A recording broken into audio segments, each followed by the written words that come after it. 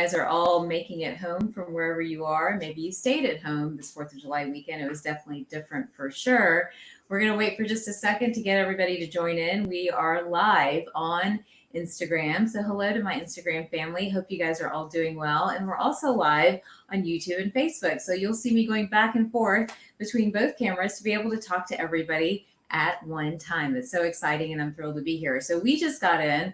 I don't know about you guys, but we literally just got in after sitting in horrible traffic. We just got back in from the beach, but had an incredible time. It was different, and I'm curious to see what everybody else's experiences were. Very different. People wearing masks, which is a good thing. That's the recommendation right now. You had to wear a mask. We were in South Carolina, by the way, so you had to wear a mask to go into any public facility, basically. And then once you were seated in a restaurant, you could take that mask off. There were no fireworks. All the fireworks were canceled. So the fireworks that we did see were those done by private folks. And in some ways, it was really beautiful. We actually walked down to the beach. We saw the full moon. How many of you seen tonight's beautiful full moon? It's a buck moon, which is supposed to be symbolic of new beginnings and a fresh start. So we got to see that and saw some private fireworks. So actually ended up having a really nice, peaceful 4th of July. But what a 4th of July weekend it is, marked by protest here in the United States, marked by a second surge. I'm so sorry to have to be talking about this again, but marked by a second surge of COVID-19 in many places across the United States and across the world.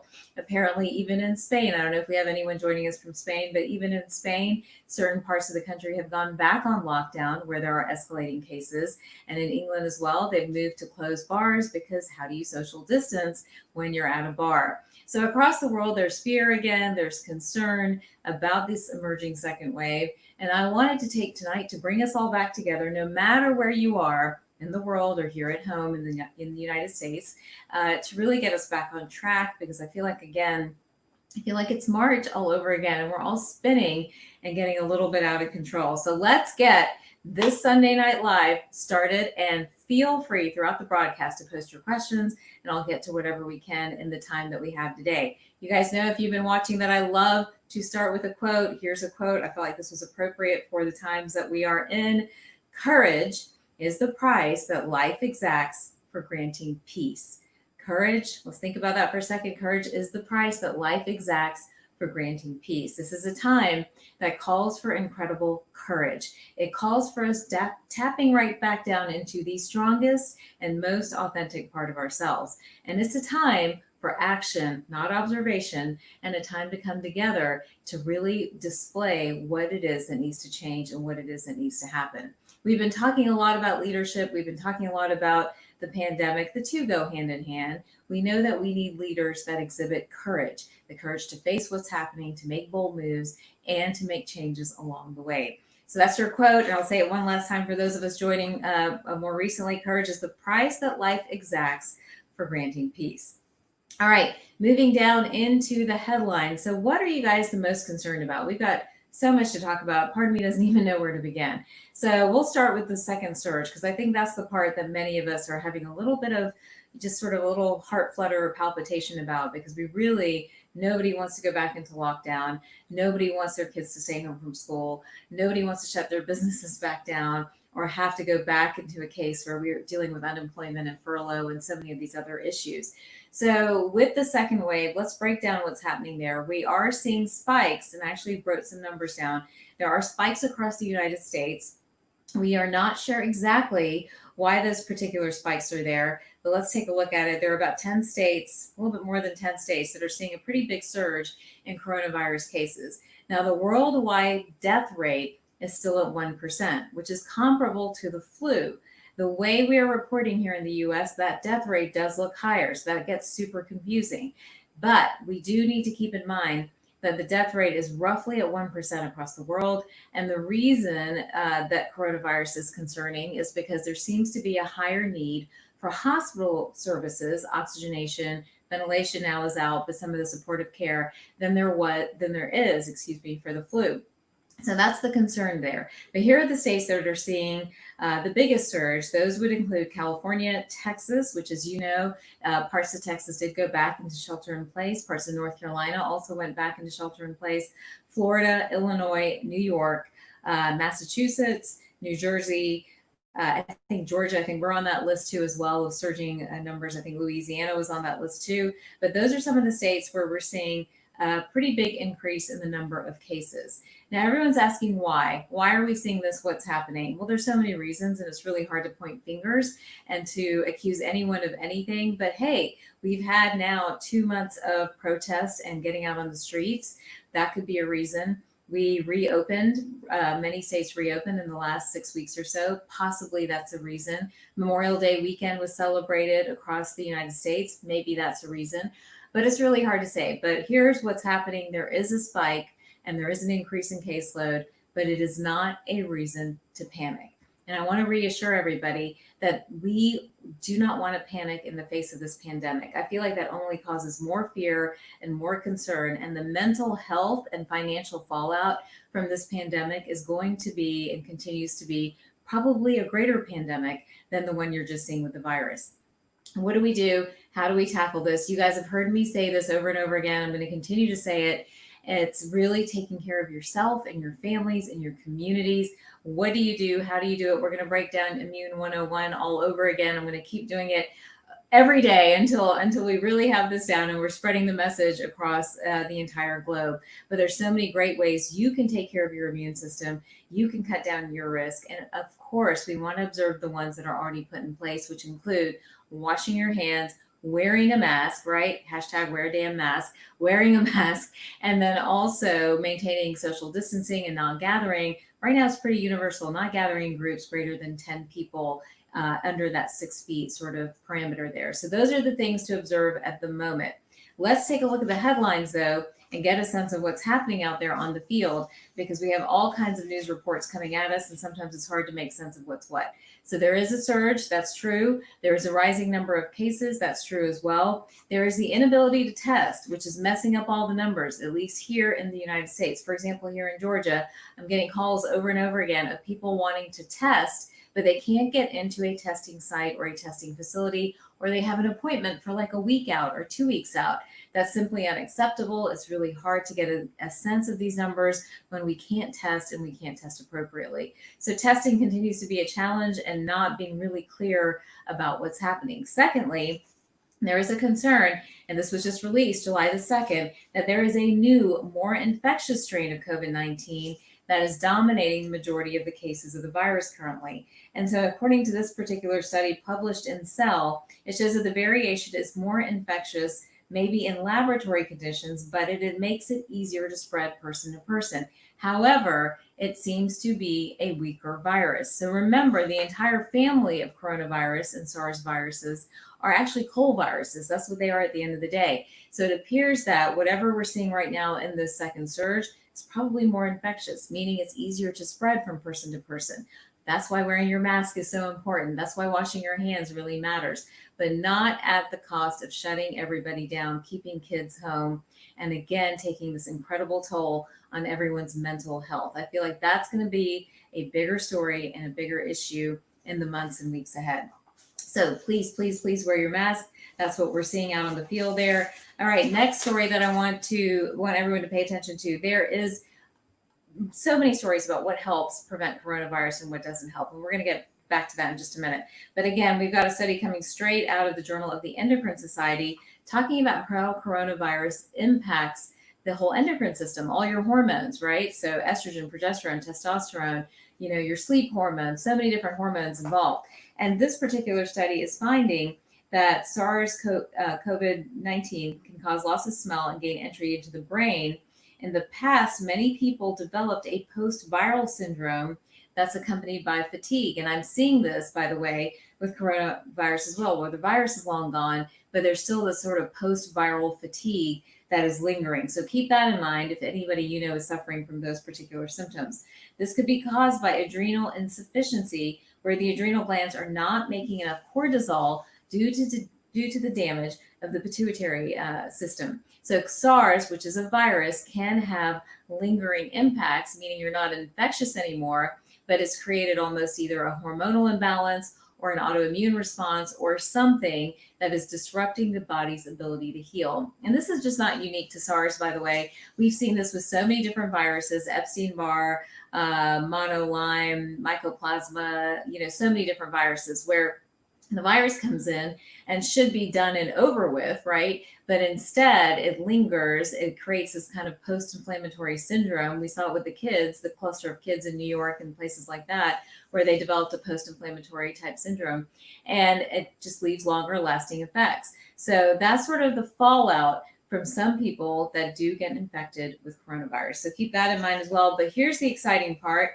People with vitamin D deficiency, same study, may be more susceptible to coronavirus, and supplementation could improve the outcomes. Thank you. Thank you so much for finding exactly what we have been talking about for months on ends and going blue in the face while people debate whether something as simple as vitamin D makes a difference or not. This is probably now the 10th study that I've found talking about the impact and the benefit of vitamin D when it comes to coronavirus. We already knew the benefit of vitamin D when it came to the immune system. So this is critical stuff. This is really important stuff. So let's get down. I have one more headline, and then I really want to go back to how you guys can protect yourself and how you can take care of yourself, because I'm incredibly passionate about this is the way to shut this thing down. Everything else you're hearing, I feel like is so much noise, but the way to shut this down is to really take care of yourself, your immune system, and wear a mask to protect yourself from others and to protect others from you in case we're carriers and we have absolutely no clue.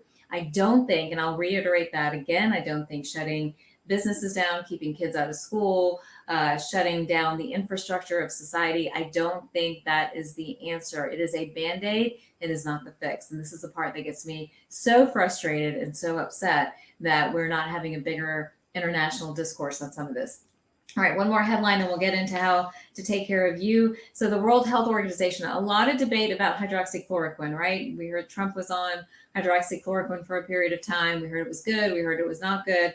Well, hydroxychloroquine treatment paired with another antiviral, ritonavir, I don't know if any of you have heard of that or not, has now been officially discontinued by the World Health Organization. They're saying it is not appropriate in the hospital setting. They still don't know whether it's helpful or not in an outpatient setting or in a preventive capacity, the way the president was taking it. So thought that might be of interest to some of you out there as well who are curious as to what we can do if we're worried about COVID-19 or coronavirus. All right, numbers, let's look at those. 2.92 roughly million cases here in the United States, 11.3 million cases worldwide. Effective death rate, depending on whose numbers you look like across the world, roughly 1% to 2%, comparable to the flu. In some areas of the United States, though, the way the numbers are getting reported out, it appears to be even higher, and those are the places that are instituting shelter in place and lockdown orders again. All right, if we don't want a lockdown order, if you don't want a shelter in place order, here is what we have got to do. I'm going to repeat and repeat and repeat until I turn blue in my face. So number one, wash your hands. Number two, wear your mask. I do believe in that. I do think it's a level of protection. I know there's a lot of dissent and discussion about wearing a mask, but I do think it's important. I think it's something we can do when we feel very powerless about how to control this entire thing. Number three, social distancing. Watch large crowds. We've had these massive protests. I don't know what the answer is. I totally get the protests. I totally get the rallies. I get all of that stuff.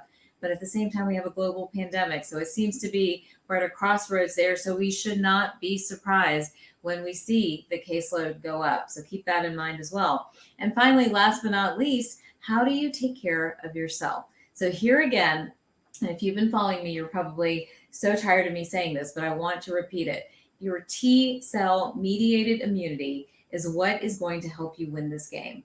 And remember, there are two arms to the immune system. There's the B cells and there are the T cells, and they each have different responsibilities. But when it comes to this particular virus, the status of T-cell mediated immunity determines for whom this virus is a tiny little virus, or for whom this is a bigger deal and maybe more of a hospitalization. The good news, the feel-good news, the exciting news here is you can control your T-cell mediated immune response. How do you do that? Well, you eat foods high in antioxidants. You cut down on inflammatory foods, foods high in gluten, sugar, dairy. These are foods that wear T-cell mediated immunity down. You do little things like adding in maybe one green smoothie every single day over the next 30 to 60 days until we see our way out of that, to help improve your antioxidant load and help you to power out this virus from your system. And then we really want to increase the nutrients that matter. We here are the nutrients that matter. And I'm going to say them again.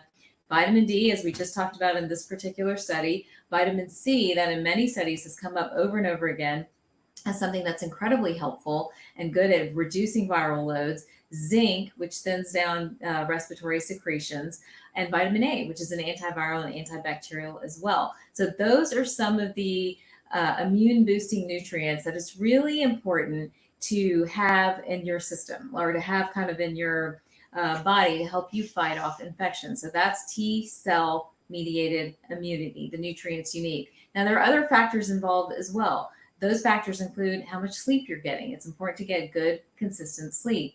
Secondly, it's important to really manage your stress. The more stressed you are, the immune system has issues functioning and firing. So it's important to manage that as well. So those are some of the basics of really getting into boosting your immune system. Now, here's another fun fact. Many people don't realize that almost 95%, 85%, whatever number you want to use, of your immune system is based in your gut and your digestive system. So again, if you're not breaking foods down very well, if you're not eating the right foods for you, then you are wearing your immune health down. And we know this because we'll often measure within the practice IgG levels, IgA levels, and that's one of the ways we know what's happening overall with your immunity. So your immune system matters. You know, we talked about this a lot back in March and early April, and then I was hoping that we were kind of done with this conversation, but unfortunately we're not. We're right back at it, where we have to be thinking about this and protecting ourselves and protecting our families and making sure we are doing and eating the things for long-term health and also for better immunity. So hopefully that makes sense. If you guys have questions about any of this, feel free to post. We'll tackle some of those questions and see if we can help sort of find a way forward. Like, what is the right way forward? What do we do when there's so much kind of negativity and fear all around us? But again, we are in the middle of a second wave. We want to do everything we can to take care of ourselves and our communities. We do want to wash our hands. We do want to wear a mask. We do want to do appropriate social distancing. But to avoid shelter in places and lockdowns all over again, we have to be responsible for our immune systems. So please keep that in mind. All right, let's talk about some of the things I like to use for the immune system. I mentioned all the nutrients, and I keep telling you guys I'm going to grab stuff that I use to help my immune system. And here are a couple. Virusid, you guys have heard me talk about. It has in it some of my favorite herbs, along with vitamin A, vitamin C, the B vitamins, zinc as well. So I've used this for a really long time, and not used it necessarily for COVID, but for any viral infection or anytime I felt low energy or like I'm about to get sick, then I'll start it and take it up to 3 times a day. The Defender, which is from my line, East West, just came out. Super excited about this. This is astragalus, zinc, and vitamin C, 3 really important nutrients for boosting immune function, some of which we've talked about before. Astragalus, as you know, has been one of my favorite herbs for a really long time. It's from Chinese medicine, deep in Chinese medical literature about how it helps T-cell mediated immunity and how it acts as an antiviral, all of that other good stuff. So keep that in mind. And then last but not least, the Belly Fix is out as well. I don't know if you guys have seen this or not. This is a new product from my line as well, all about gut health. But the magic ingredients here are probiotics, prebiotics. A lot of them are fermented. It has spirulina, MCT oil, all of which to really help balance gut health, which again is the foundation of immune health. So when I'm sitting here dialing through, how do I help people? Actually, the Defender came because I got super angry, by the way. The Defender was made because I got super angry after I called certain agencies who will remain nameless, but are in charge of our decisions. And it was like, hey, let's just try this. Let's just try this on a group of people and see if it makes a difference and see if it helps cut their viral load and prevents transmission from person to person. And there was zero interest in that. And it was called experimental, while the hunt for a vaccine and drugs and everything else is equally experimental. So I always called the Defender my anger product of wanting to make a difference and wanting to do something about the pandemic. Of course, I didn't think we would have a second surge or a wave, but I thought it would be a good product to have on hand for whatever's next. But I am so insistent that I really want you guys taking care of your immune system. And again, people are asking where I've posted this. I'm happy to post below. For sure, I'll post it on Facebook and YouTube, and again on Instagram as well. But if you're wanting more detail about a lot of what I'm talking about, if you will go onto my site, go onto drtaz.com and download, it's a free resource, the Immune Guide. And that breaks down, there too, there's actually a COVID visual guide and the Immune Guide. And it breaks down all my different recommendations for taking care of your immune system, everything from how to balance T-cell mediated immunity with lifestyle strategies, nutritional strategies, to actually what do you take, what do you do, things like that. What was not mentioned in those guides, by the way, is wearing a mask and things like that, because those came later after those were already published. But the information in there still stands. So check it out. Go to drtaz.com, download that guide, and see if that's helpful in terms of sort of sifting through the information and really understanding how to take care of yourself. And if you want Belly Fix or the Defender, you can go onto my websites. Virusid is sold on the Center site. For those of you who don't know me, I've run an integrative practice, functional medicine practice for over 10 years now. Center Spring MD here in the Atlanta area. We do virtual visits as well for those who are around the world. We have patients everywhere. But again, passionate about getting this message out. Please join me in shutting this thing down by taking care of yourself. And I'm happy to help you take care of yourself in any way, shape, or form. Post your questions. We want this pandemic over. Now, the other pandemic I didn't talk about, and then I'm going to get to some of these questions that I'm seeing pop up in both places. The other pandemic we haven't talked about is the race pandemic, right? What's happening there? What's going on with protests? How are you guys feeling about all of that? I think it's probably calmed down a bit around the world, but here in the United States, especially as we celebrate this holiday weekend, I feel like it's really something we need to talk about. We don't want to shy away from. And, you know, I have said this, I said this a couple times on Instagram, and I'm going to say it now as well, that I love this country. I think it's an amazing country. I've watched my parents come and turn their lives into something that resemble their hopes and dreams. I've watched my husband come and do the exact same thing. So I feel like we're such an amazing country with amazing people. And I think that, you know, immigrants and people of color make up so much of the fabric and the innovation and the creativity of this country. And when you talk to people, it's interesting because I've been having these conversations with so many different people. And I was talking to somebody in the practice, and you know, they are white Americans, long history of generational wealth, and they were like, we love people of color. Who is trying to create this division that is portraying that we don't like people of color or that we're against people of color? You know, we want to change. We want to do things differently. We want to see everybody move up and elevate. And as I was listening, it just struck me that there are forces, and I truly think they're forces of evil or darkness, and they're forces of goodness and light. And the forces of evil want to divide us. They want us to think that somebody's after us, or somebody is trying to get us, or somebody's trying to hurt us, or it's us against them. Well, whereas those that are on the right side of history are working hard to bring us together and working hard to bring us hope, healing, love, and laughter, just like the COVID pandemic. Quite honestly, it shouldn't be something that divides us. It should be something that brings us together and helps us to understand how we can move forward to help one another, and how terribly and beautifully interconnected we all really are. So on this 4th of July weekend, however you are feeling about the pandemic and the surging caseload, or the race wars and the protests, I know that we're all feeling anxiety, and we're all feeling that little, what the heck is going on again? But at the end of it, please, here's my urge, here's my sort of plea right now, is that we really work to whatever fearful emotion you have, whatever distrusting emotion you have, where you may want to turn against somebody, your neighbor, your friend, someone who you've trusted for a long time, and you start getting into arguments about white privilege and brown privilege and Black Lives Matter and all these different things, bring that conversation up to one that's full of love and light and laughter. And that way we will all heal, and collectively it will force us to have leadership that will heal our country as well. So that's my 2 cents about that. But I feel very passionate about us being a united country, of the majority of us being in the middle and the minority being on either end, and the story not being told in completion, in its totality, when it comes to the pandemic, when it comes to the race wars, when it comes to so many different issues that affect us all because there's interest, and oftentimes there's political interest. So keep demanding the truth, keep your opinions very weighted and even, and always choose the most positive emotion over the negative lens. And I think that's the only way we can all stay sane and hopefully win in the end. All right, let me get to some of these questions. You guys are probably tired of hearing me chit chat here. So let's see. Can I post these? Yes, I will post them for sure. What is the name? I'm assuming you're asking me the name of the product. So there's the Defender, which has Astragalus C and zinc. There is another product called Virusid that I love very much and have been using for a long time. But these are my two favorite antivirals.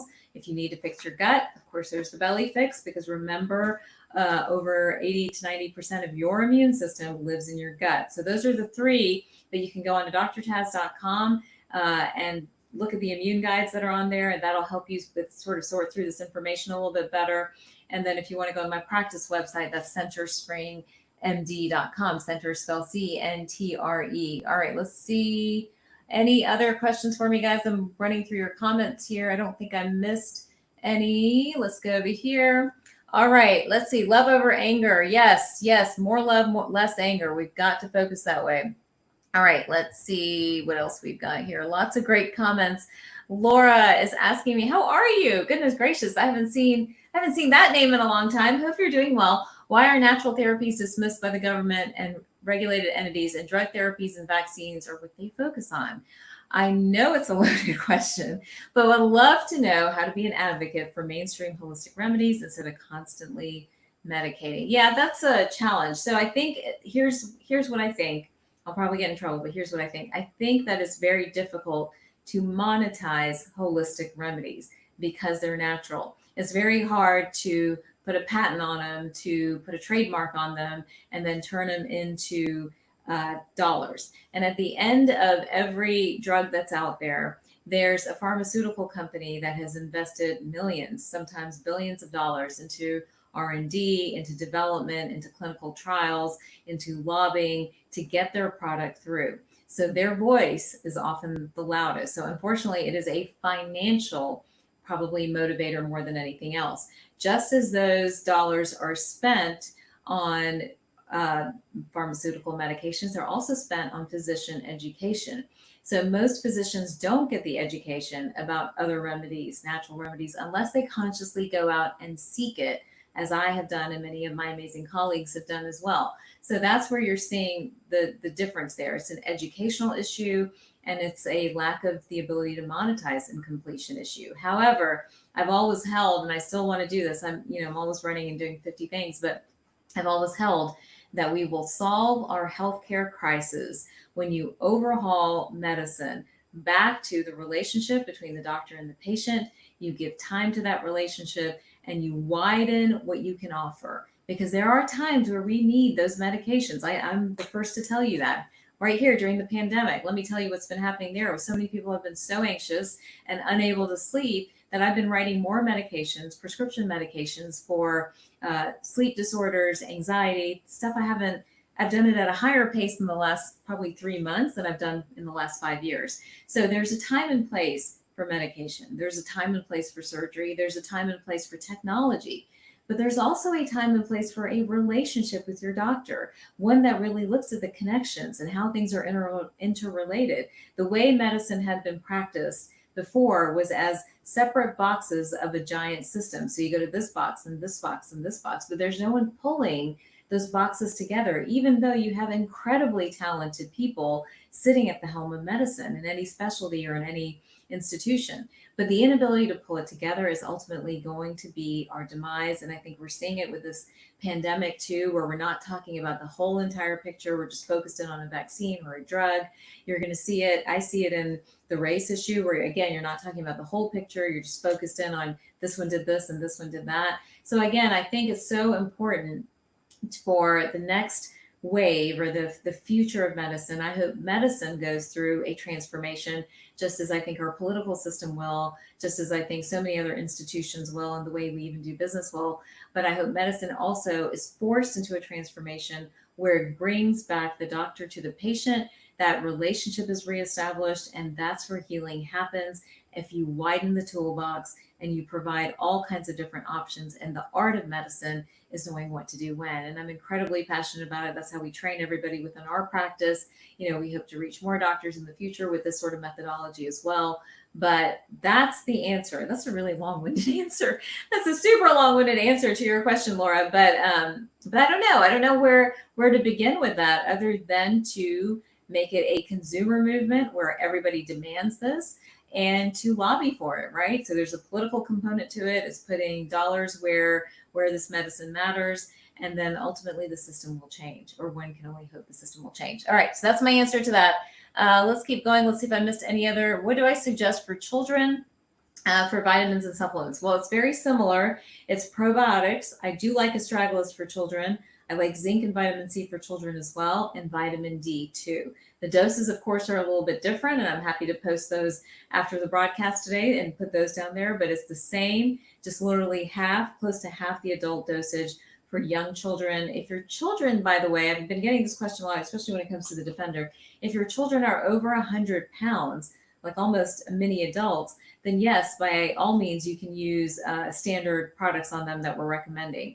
Again, most times since I don't know everyone's history out there, we do want you to clear what you're doing with your physician, just so they know to make sure there's no interaction with anything else you're doing. But again, if your children are roughly 100 pounds or so, then they can do standard adult dosing for many of these different supplements. All right, let's see what else we've got. Hormone Helper. Okay. Hormone Helper. Let's talk about that. I don't know if you guys know my product, Hormone Helper. It was formulated for PCOS. We should have it back hopefully in the next 6 weeks. And the reason it's taking so long is because I was trying to reformulate it. I can tell you what I was doing.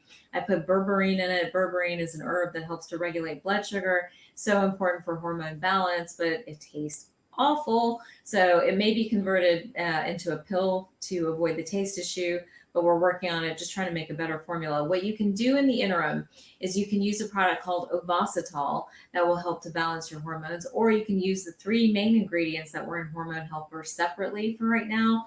Maca is one, choline is another, and inositol, and I'm happy to give you those doses. I'll try to put them in after the broadcast as well. So hopefully that's helpful.